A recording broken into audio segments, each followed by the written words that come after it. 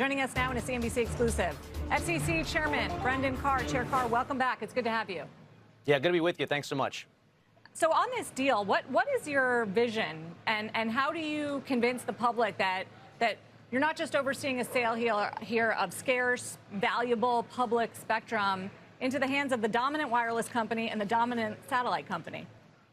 You know, President Trump's policies are delivering real results in the area of both connectivity and U.S. leadership and technology in general, and they're starting to pay off with results. We're already seeing last year alone prices for wireless services down 10%, speeds up 50%, and these transactions that we approved just last week could be one of the most consequential weeks for the country in terms of connectivity and global leadership. So on the one hand, you have spectrum that was laying fallow, going into the hands of a provider that's using it to increase speeds, AT&T, by 80% already in areas where they've lit that new spectrum up.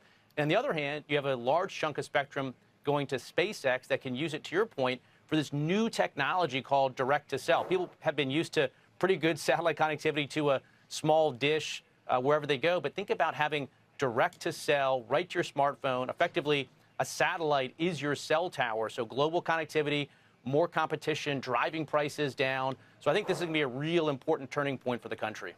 Except if you think about SpaceX in that way, if they control the infrastructure and also become a gatekeeper, isn't that anti-competitive?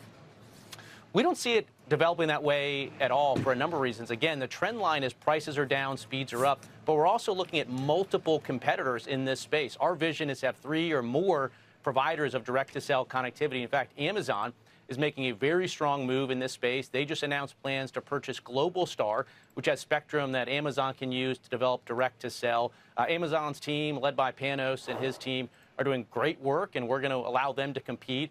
AST is another provider in this space. We're seeing multiple providers in that direct-to-cell space. That was part of our game plan as an original matter, and we're going to let the market and consumers ultimately decide from there. Right. So you're not picking winners and losers in the satellite space. Yeah, that's correct. So have you had discussions with Elon Musk about this? Because, I mean, I don't have to tell you, Chair Carr, he's become one of the most politically influential figures in America, and some might see this and say, you're picking the winner here with Musk for political reasons. No, I haven't had any conversations recently with Musk at all. But again, what we're seeing is setting up a framework for multiple different providers to succeed. SpaceX now has their spectrum for direct-to-cell. Amazon's coming in for theirs.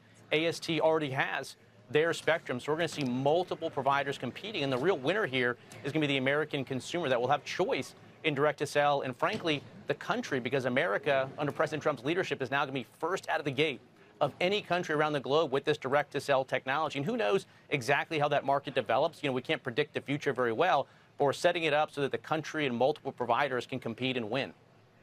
It's such an interesting business cycle, Chair Carr.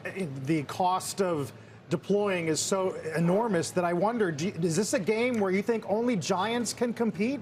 To what degree can startups play in this new era? Yeah, it's an interesting question. You sort of see that in the traditional mobile wireless space as well. It wasn't that long ago when you had, 7 or 8 different providers of traditional mobile wireless service. Now we see obviously far fewer than that. I do think at the end of the day, scale matters, but we want more than one. And we are, right now we have 3 providers at least that are competing there. I think Lynx is another one that's trying to get in the game. So we want to make sure that there's plenty of room for multiple competitors, because ultimately that's what benefits the consumer.